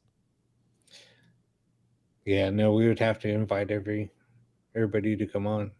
Or even just one per Wednesday. Yeah, no, we can do it. Just, I mean, yeah. Purple says can't explain the speed and not possible to debunk. Oh, Angela says, you know what, guys? I disclosed I wasn't that coherent tonight, so I already disclosed that. But Angela says no. It was witnessed at work on a lunch break night shift. Okay, so that's when you witnessed it. And how many people were with you, Angela? It wasn't just you.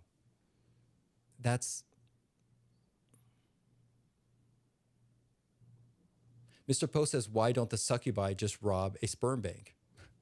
Figuratively and literally. That's a funny question, but also has some validity to it because, yeah, I mean, there's obviously, I would imagine the aura or the life force that is contained within our spirit body that they want.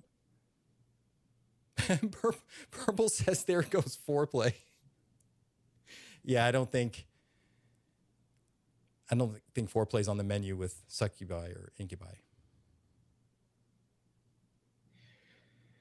3 of you. And so it was 3 of you. this is kind of crazy because I mean, we started off talking about ITC. I mean, just with the way that the show went tonight is kind of interesting. I mean, it's we got some great topics going on, Right. Well, and and this it's is always evolving. It's cool. what's fascinating in what I love. And I say the word, I don't mean the word audience because we're all friends here, we're all equals, but I'm just saying that because right now, Rob and I are here and you're on the chat. So just understand what I'm saying. Everyone here could run their own podcast. Everyone here has enough experience to do their own podcast and discuss their experiences and has the knowledge. I mean, see Beth Rage, the Angela Dunn. There's and Nora has direct experience. They have books, accounts, photos, videos. Here, why don't we do this? That's incredible. Let me right? just, if you want to come on, just send me a message. I'll post up. We do this right now. If you guys want to come on, we'll just schedule a show. Let me send you. Would that be difficult to do on your end, Rob? No, Okay. not at all. Hey, we got workarounds. I got through another workaround using Facebook Messenger. True. Bring them on live. So anything's possible. Mark strikes our videos and we go, we're going to use your platform to stream ITC. He's busy with the metaverse and designing couches for his virtual reality. He doesn't care about us anyway. I'm sure very expensive couches. Exactly. That look like 1998 CD-ROM graphics, Super VGA graphics, but never. Anyway. I had a different one, but I'll use this.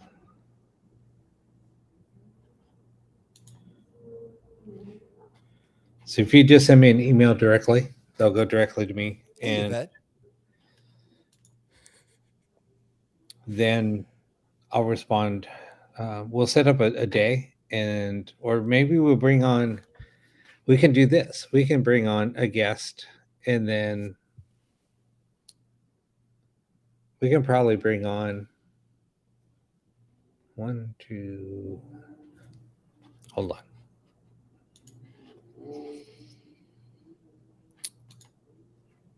We can bring on 7 additional people or 8 additional people. I'm sorry. Wow. But we can bring you guys on, and so we can have you on camera, talk, and then we'll put you back in the green room, bring somebody else on. We can do it that way too. That would be fun. Yeah. And that's what I think is important is because the relevance behind what people have experienced in the encounters relate directly to not only our Wednesday shows, but exactly what we're doing on the Saturday show. Right? We're getting together, we're sharing our experiences, and we're joining in on these ITC sessions, and we're joining our collective experience from our lives and bringing them together. Right. And I have learned so much from just tonight's show, right? I have to learn to talk less and listen more because there are some amazing experiences that really make me wonder.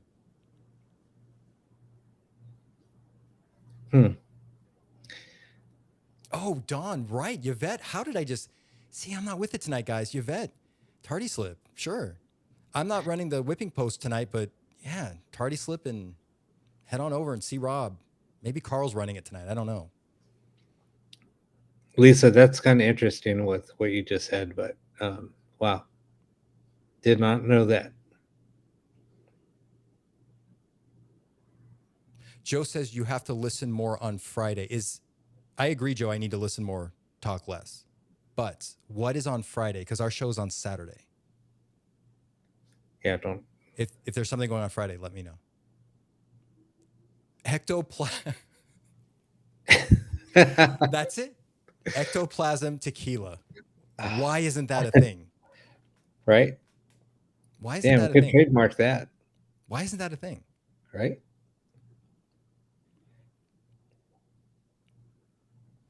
Carl so casually states, purple, yeah. Who doesn't enjoy a bit of demon sex? With that laugh that's like, I'm just joking, but he's waiting to see if you're going to agree with him and he'll stop laughing and be like, right, I know, isn't it great? Right. I know that laugh, Carl. Oh, okay, Joe. Yeah. Joe, you're right. You know what though, Joe, you're right, because I think what Rob and I are learning are the dynamics of both shows and figuring out Saturday how much to talk, how much not to talk. And so we're working that out. So Yeah. we got to find a way to have fun, but yet silence is golden, right? There's nothing like the comfort of a silence that's comfortable. So maybe we need to embrace the silence more on the Saturday show. Thank you guys Embrace for the helping. silence. Well, I mean, there's times when the silence sets the mood and the character for the Saturday show. Gotcha. Okay. Just because of the sessions we're running. So there's a fine balance of that. Yeah. Yeah. We're all growing together, though. I'll tell you that. Trust me, because when I first started doing the Saturday show, it was the same thing. It was, when should I stop, or when should I repeat something, or when should I ask a question? Because we're taking a chance that as soon as we start talking, we're getting responses. So, but then to break it up, how often should you talk? It's the Saturday show is actually harder to do than this show. Oh, because we can plan for this show, right? The Saturday show, because there is that, we want to discuss what we heard, and oh my gosh, I think these principles are at play, but then you don't want to. So here was the thing. So when I was doing those 5-hour long shows, 4.5-hour shows, we would have discussions after. Right. It would go on for, 10 minutes, 10, 15 minutes sometimes. Right. But I can't even pull my shirt over my head right now, but No, right. But right. Yeah. The MTV humor. That was before. No, that was before though. Mm-hmm. So it was hard that way too. Right. But now with us trying to, I know that, I'll bust Josh's ass once in a while, break out the asses chaps, break out the whips, whatever. And then we'll go back into being serious again. So it's just a fine balance, like with what everybody said. And we'll play off of you guys too. So if you guys are like, saying stuff to us, well, I'm going to read those comments and I'm going to throw them at Josh. And, we're not kidding. Our idea of a live show is having you produce the show live and then having us make changes immediately and live. So that's what the ITC sessions is about. In order to conduct these sessions, we really have to have a one-on-one conversation live on air. So because the moods can change. We can run an ITC session and it's party time. Josh has assless chaps on. We're pumping cornholio samples and we're just having a blast. But then the session we run right afterward is really serious, or there's serious topics brought up. And then the mood shifts all of a sudden. And then after that session, it's like, well, we were just doing Beavis and Butthead humor and now it got really serious. Yeah. So the Saturday show I think we're all just going to produce it together and do it on the fly as we go because it's difficult. Whereas there was like a Saturday show that I did a while back. It went from us you weren't even on the show then, Josh, but we went from, people. So I would feed off of, people making comments in the chats, and we would all just start laughing because we're all comparing, just reading what other people are writing. So we would just all feed off of each other. Right. And then all of a sudden we do another box session and we get some very, very emotional responses that they were, directed to a certain person that was watching. Right. And then it went from that to, oh my God, and everybody's just like sunk. And, then the whole dynamic of the whole show changed. Right. So we went from laughing and joking around, being serious, then laughing again, and then boom, then this happens. And then it's like, oh crap, and we ended the show on that note because I said, I can't continue. I cannot continue. So I just ended it. That happened again a few months after that. It happened. There were some very comedic moments in the banter going back and forth. And then the session started with someone realizing they had just died Right. after we had just run the gamut with, Right. joking around. And then you immediately get someone that's, and I feel like maybe people who watch a show, we don't mean to disrespect the process or anything that might be going on or not. The humor is just a natural part of it. It's just what happens when you get a whole bunch of people together that are listening to white noise and, ITC sessions over and over again, and day after day, year after year.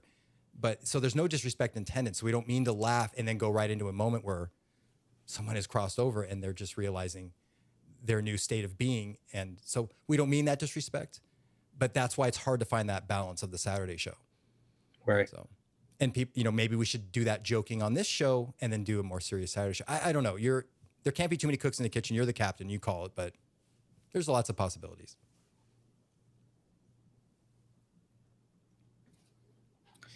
Right, Purple. The humor helps the dark subject matter at times. I think that's why we do it as well.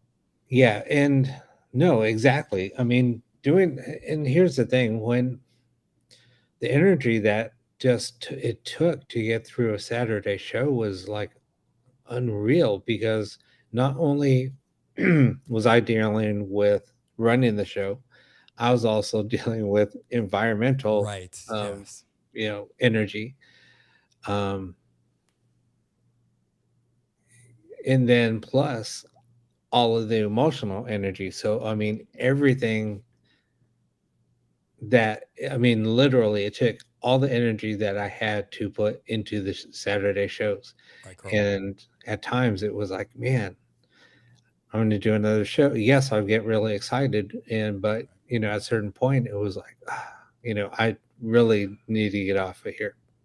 Right. And I feel bad, even though I was on for, several hours, not, 2 hours, but it's a long time. Don't feel bad.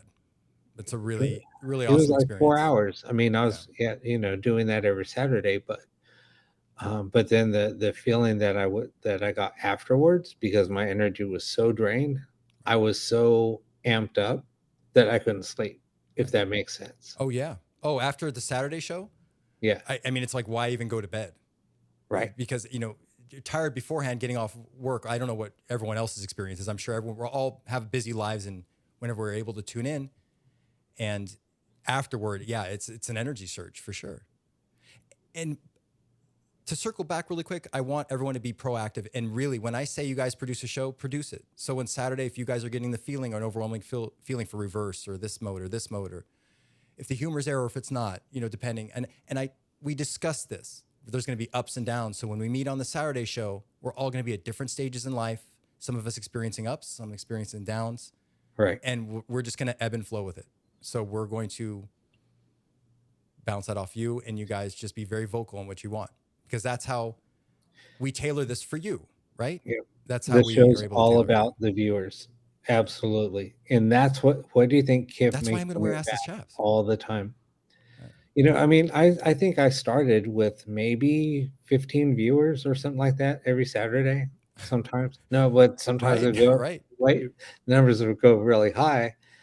So it would go, from very low numbers in the beginning, then it would go up to about 80 people watching, and then it would drop down a little bit. Then it would subside, and Right. then once it started becoming really, popular, I mean, we have all the regular viewers now, and I totally love and appreciate all the support that we get. Oh, it's without going into detail, Rob and I have had an exhausting 2021 and 2022. I'm just speak for both of us, if that's okay. No, it was hard. And this show has literally been everything for me at many points in my life. I mean, it's literally been, sometimes during the week, I'm just reaching and clamoring for that Saturday show or that Wednesday show, because I get to be with all of you and we get to talk about something we love. And it truly is escape from reality and the mundane and the everyday, because we're talking about things that we know exist. We know this phenomena of all kinds happen, and we all experience it. And this is our chance to talk about it before we have to go back and do the day-to-day. And let me give you a little backstory on our bad luck. I'm going to tell you this. I've never even shared this. Josh, I don't even knows this story I'm going to tell. Good question, Carl. I'll answer that in a second. Go ahead, Rob. So when COVID hit,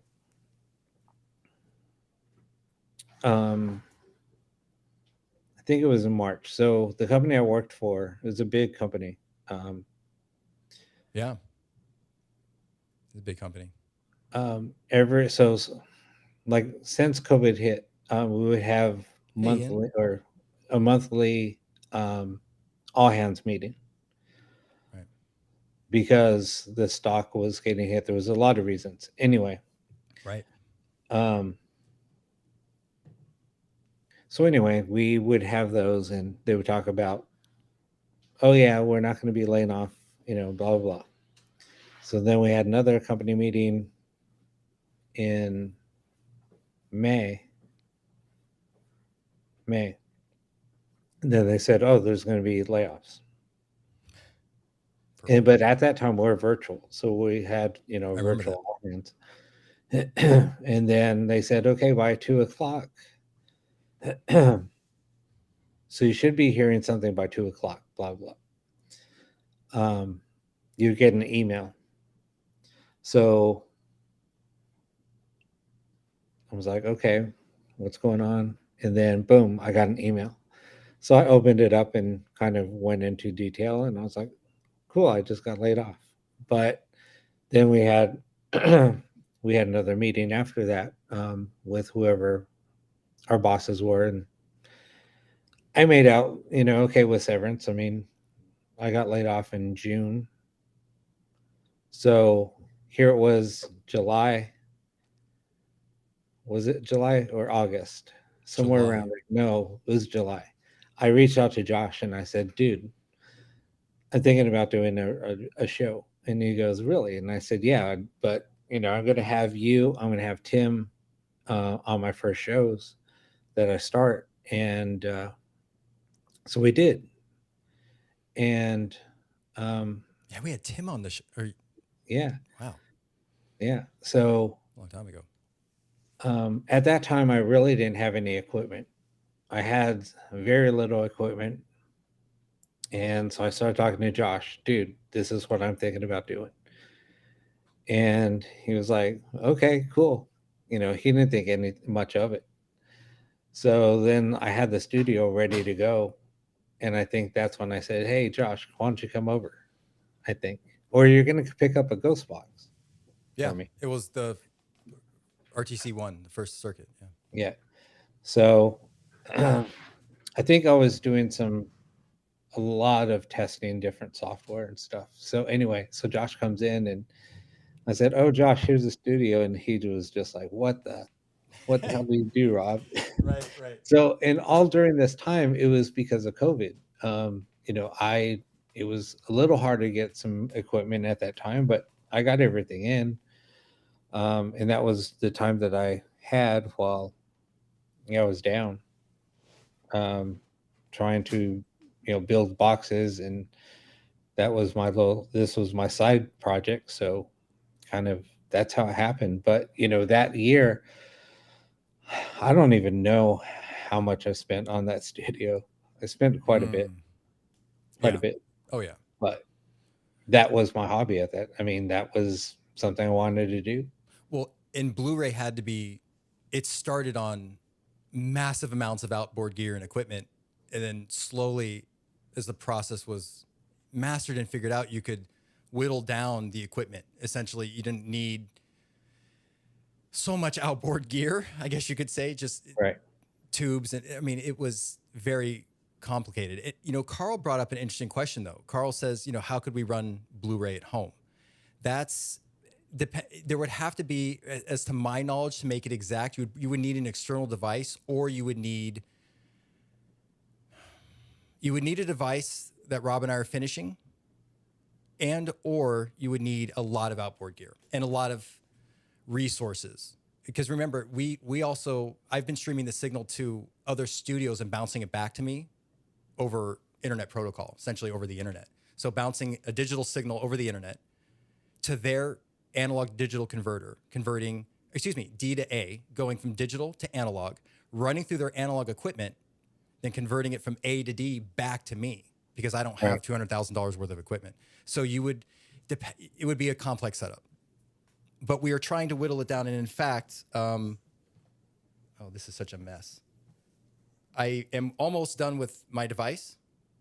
It's a mess, but this is my 0G stall, and this isn't exactly Blu-ray, but it's Blu-ray's cousin, kind of, because it's using frequency, channel feedback, tone to combine and layer to facilitate communication.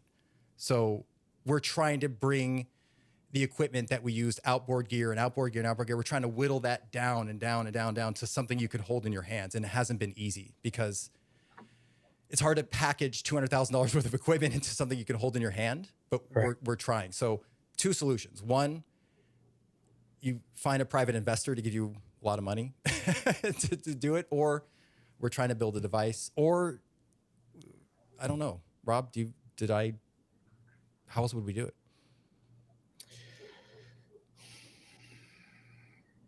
I'll have to think of a way of how we can make it possible. Right. Yeah, exactly. So we're trying, Carl. We're trying. We'll do our best. Yeah. And that's what that was what Raina inspired me to do. And she told me, right. I keep on bringing up her name, but she was a pushing force behind this whole project. Right. If it wasn't for her, I don't even think it would have even happened. There was a motivating factor you're leaving out. It was your tipping point. And I know that you and I talked about this on the phone prior to you talking about Raina, and just how you and I were frustrated, how seemingly you and I and everyone in this group could identify intelligent communication coming through the radio, even forward. Right. And some people refused to even accept it. And they said there's false positives. And you especially, I know for you, that was your tipping point. You said, I'm going to design something and reduce false positives. This was, right. Timeline-wise. Because the whole thing was, Josh wasn't even on that show yet, I don't think, when that happened. No. I wasn't. No, I wasn't. So basically, I got into it with somebody a few times. And I told them, look, I understand where you're coming from. I was in the same boat. So I would always explain, I hated ghost boxes. I didn't, whatever. I told them the whole story. But yet they were like, well, what they said that it's too good to be true, that, all they're doing is getting false positives. But some of the underlying comments that I was reading out of it, I think that they were impressed, but they were calling bullshit at the same time. So I was starting to get irritated with anybody that said that, because basically all they're doing is coming onto the show and disrespecting me. And also they were just, and I would explain, when I would read the comment at first, I would say, yeah, we don't know what we're getting. Yes, it could be false positive. Ian. And so I would kind of downplay their comment. And then, so anyway, there was one last guy that came on, and the way that he said it, it made me pause. It made me end the show for that night. I remember that. I said, you know what? I'm going to end the show now because I was so pissed. Right. I ended the show, and I think I called Josh because I might have texted you and said, hey, are you up? And you said, yeah. And so we talked. Right. And I said, I am so frustrated with this, and I need to do something different. And we need to remove the radio. Let's get rid of it was like, enough. Let's do DRV without the R. Right. Direct voice. No radio, no false positives. A very large goal to tackle, if you will. But so far so good. I mean, yeah, I remember that being a pivotal turning point. And I know that Raina was a major pushing force in this. But I remember you calling me and you were like, "That's it. I'm done with the radio. I'm done building Right. ghost boxes." Right. Despite the communication we get through, it was like, enough. Let's Right. build something that reduces false positives. So if communication does come in, we know it's not RF. We know it's not microphones. We know it's not word banks. We know it's not AI. Right. We know it's not pre-programmed, tracks. So that's how we got here. I remember that conversation that you had, and that's what motivated me to try and go down my own path and do something similar, if not just to say, hey, we've removed false positives. We took the radio out. We're getting DV, direct voice. Right. So, yeah, it was the way that everything came about. I mean, the whole dynamic of the show even came about because she's the one that pushed me to say, Rob, you're wearing yourself out every Saturday. Why are you doing 4.5, 5-hour shows? You need to cut it down to just 2 hours. I said, I can't get enough done in 2 hours. She was like, big deal. She said, you need to save yourself. You need to work on yourself and get yourself rest before anybody else She comes. would have been a good third on the show. She was like so light. And you would have been so outnumbered. I would just sit back and be like, Raina, he's picking on me, and just relax and put my feet up, and she would just level you. Oh my gosh, Raina. No, but the whole thing was she was firm like that, but I would just like basically laugh at her and I would just banter with her, just like throw things back at her, and then it would piss her off. Yeah, she didn't take your and then she'd get pissed off at me, and then she'll call me back and just love it. It was funny. It was like,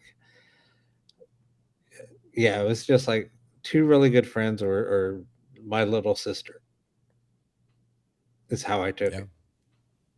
And but she knew how to push my buttons. I knew how to do ignore her and piss her off and then throw it back in her face. It was just that type of relationship. I could learn a lot from Raina. Maybe I should start employing some of her attitude and techniques. Yeah, Purple says, despite white noise causes migraines, been begging for white noise to be removed. Right, and that's what.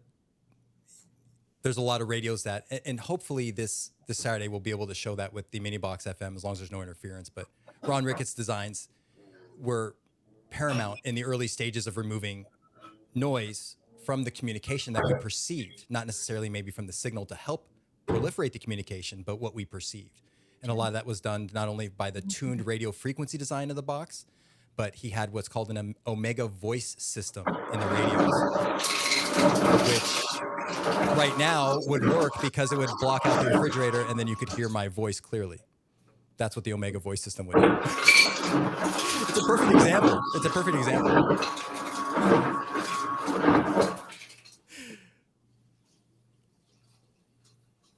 Right.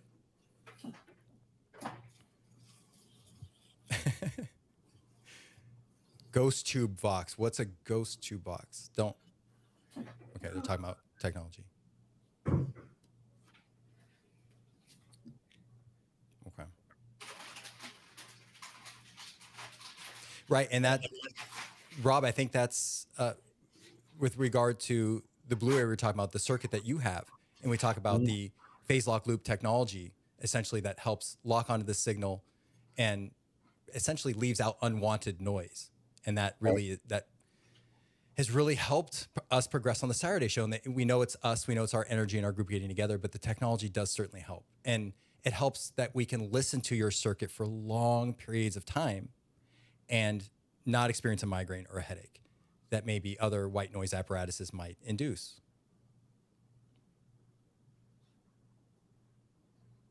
Carl says the only boxes you can buy in Australia are SB7 and SB11 and S box. Oh, Yep. Okay. I understand what you're saying, Carl. I just don't know of any other boxes that are. Yeah, I can't think of any. I can't think of any that are mass produced that would. There was. I just can't think of any. Yeah, Carl. The pickings are slim these days.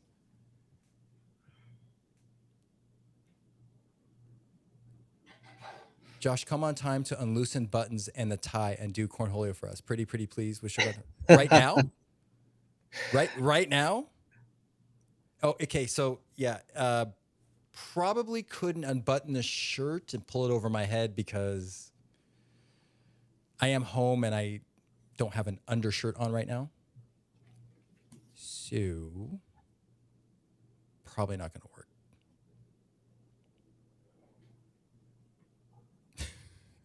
Yeah, I'm definitely not going bare chested on this show, guys. I'm sorry. I don't. Eesh, I don't know about that. Ghost Tube Vox app. I'd have to check that out. Yeah, that's made by Jared of Amy's Crypt. They do all the Ghost Tube apps. I'll have to check it out. I haven't looked at it. Yeah, Ian. I know yeah. that somebody tested it and they said that they liked it. It was somebody here on the show. Really? I don't remember who it was though. Don't remember. I mean, I can loosen the top, guys, but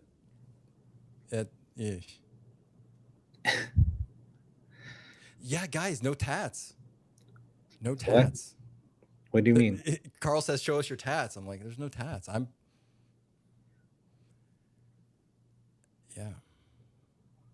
just pale, guys. It's not really a man boob thing. I'm just really pale. I don't want to do that to you guys. Ian says, I have used the Ghost Tube app before. What is that like, Ian? I'm curious. If you can let us know. Oh, Rob, I know we're at the top of the hour. Hour. Are we? Yeah, probably. Okay, because 2 hours. People usually say 2 hours because I wanted to remind people to join us this Saturday in case. No worries. Okay. No, Deb. Literally for no reason other than I just don't know what I would get. I guess I'd get the Frank's box. Frank's box. What are you talking about? A tattoo. Oh. Get cornholio. Right. He is tasteless. Oh, he is tatless. I guess I'm tasteless too and tatless. I said he is tasteless. I don't have. Oh, okay. Okay, Ian says it was cool, but to me it was a lot of pre-generated words, very few relevant responses. Okay. Thank you for the feedback for that. I have not tried it though. Curious. But thank you, Ian. Okay, so you know the drill. Saturday, 11:45 p.m. But we're going to, and hopefully everything works out, intermix a session of spinning the classics with Rob's awesome ghost boxes and Blu-ray to just give a perspective and hopefully honor those that came before us, the late Frank Sumption and Ron Ricketts, and play some of their ghost boxes. If everything works out and I get these set up right, it's going to be an amazing experience. Just got to get this away from my office and my equipment here and get it around the corner, and should be fine. Well, it's what Rob does. So yeah, so join us. Yeah, Daily Glow white man like me. No, but Josh's is, when you get like some sunscreen and you first put it on before rubbing it in, that's what Josh is like. He's that white and pasty. Oh my God, dude. It's only funny because it's true. It's so true. No, I can't even. I have low body fat. I'm muscular, you guys. So I'll compliment myself there. But you can't look at me for longer than 0.7 seconds because you're like, oh, God. It's like looking into the snow with no sunglasses on. Yeah. I'm sure I'm a source of radiation. I'm sure of it. I'm sure my body radiates from how pale it is. So no, it's a catch-22. Oh, he's got muscles. Oh, God. Doesn't work. I am cornholio. I need pity for my bunghole. There's that too. So yeah, that's Josh. Blessing and a curse. We're going to give you a little body fat and muscles, but you're going to be paler than the sun. Thanks. I can't even go to the beach. So, yeah, it's a problem. Yeah, you can put your sunglasses on, Carl. It's not good. Roland, thank you. Thank you for saying that. Thank you for joining us. And again, guys, be proactive on Saturday. Produce a show, steer it. If you guys feel we're going one way, a lot of you have psychic abilities. Run this session. Let's all work together and keep just empowering and improving the Saturday show, because we're getting some amazing results every Saturday, and it's just incredible. And thank you for making it what it is. All right, guys. Thank you, everybody, for tuning in. And we'll see you Saturday. Again, for all the support. See you Saturday. It's been amazing. So hopefully, I'll build another studio soon. So you have to build a device too. I know you're talking about building a few devices. I need to get you back on the building circuit. One is in the works. I'll just say it. Put it this. Excellent. It'll be here for a short period of time, but I'm excited. New equipment's coming out. I'm excited. Yeah, we'll see. Saturday, 11:45 Pacific Standard Time, 2:45 Eastern Standard Time. Be there. It's going to be great. Yep. All right. Thanks, guys. Good night, everyone.